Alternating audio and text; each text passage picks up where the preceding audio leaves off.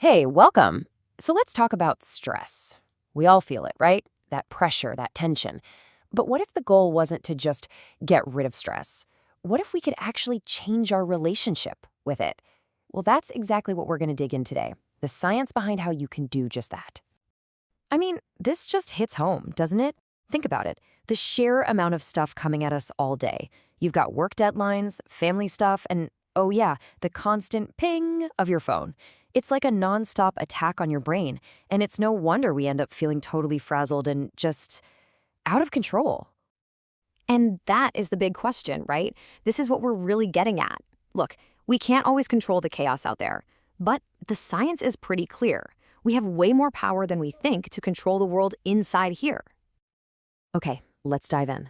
To really get the solution, we've first got to understand the problem we're all up against. This modern, totally overwhelmed mind. You see, all this constant input puts our brains on super high alert. It can actually trap us in this cycle of just reacting emotionally. We're just bouncing from one feeling to the next without any real space to think clearly. It is absolutely exhausting, and it makes trying to make a thoughtful decision, well, almost impossible. So, how do we break out of that cycle? The answer is a skill called emotion regulation. And the main tool we use to build that skill? It's mindfulness. Let's break down what these really mean. Okay, so think of emotion regulation like your own personal emotional dashboard. It's not about stuffing your feelings down or pretending they're not there. Nope. It's about understanding them and steering them so they don't end up steering you. And honestly, it's a critical skill for building better relationships and, frankly, a much more satisfying life. So, if emotion regulation is the destination, mindfulness is the path that gets us there. It's the actual practice that lets us see our emotions clearly, without getting totally swept away by them. It all comes down to paying attention, on purpose, right here, right now. Okay, so this is where it all comes together. It's about making a shift. On one side, you've got reacting, that impulsive, automatic, knee-jerk thing we all do. But on the other side, you've got responding, which is thoughtful, it's intentional, it's calm. And mindfulness, that's what creates that tiny but oh so powerful pause between something happening and what you do next. It gives you the choice to jump from that reactive column over to the responsive one. Now, this isn't just some nice, fluffy idea. It is rooted in hard science. So let's get into the brain and see how this all actually works on a biological level. Deep inside your brain, you've got this little thing called the amygdala. The easiest way to think of it is as your body's smoke detector. It's designed to go off at the very first sign of danger. The problem is, in our crazy modern world, it can get a little overactive. It starts treating a stressful email with the same red alert urgency as a house getting on fire. What mindfulness practice does is it helps us install a whole new protocol for that alarm system. So when the alarm goes off, instead of immediate panic, we can follow this path. First, you just observe the thought or feeling, like, okay, there's that anxiety again. Second, you create a little distance. You detach by realizing you aren't the anxiety, you're the one noticing it. And third, from that calmer place, you get your power back to choose how you're going to respond instead of just letting the alarm system make the choice for you. And here's the really mind-blowing part. These changes are physical. This isn't just a feeling. We're talking about your brain's actual structure changing.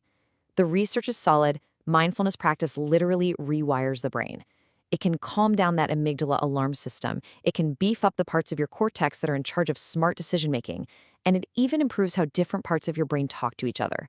You're literally building a more stress-proof brain from the inside out. And this isn't just theory from a lab, We can see its incredible power when it gets put to the ultimate test in some of the most stressful situations you can imagine, like in military training. This quote, it actually comes from the journal of an officer cadet who was going through some super intense training, and it shows this huge shift in awareness. Instead of just being a victim of stress, this person is actually analyzing it, understanding its purpose, and recognizing its limits. That kind of awareness, well, that's the first step to taking back control. And this chart just illustrates that process perfectly. By doing this self-reflection, these cadets were able to connect an outside event, the stressor, to their own internal reaction and the belief that was driving it. Just look at that first one. The inspection itself isn't the real problem. It's the fear of failure.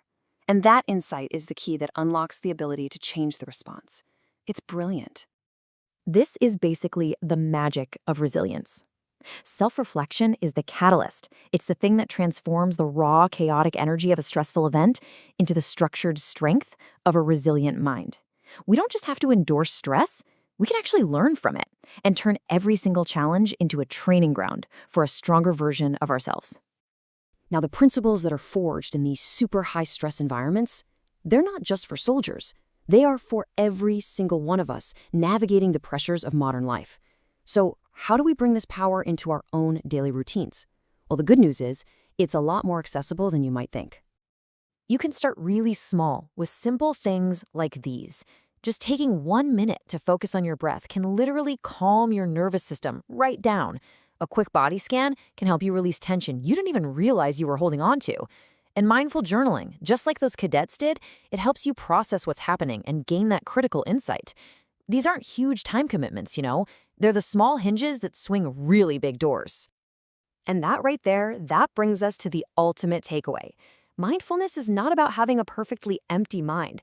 It's about intentionally choosing where you put your attention, instead of letting your worries or the world's distractions choose for you. It's all about reclaiming your focus. So that's the question I'll leave you with. In the middle of all the noise, in that little gap between what happens to you and how you react, you have a choice.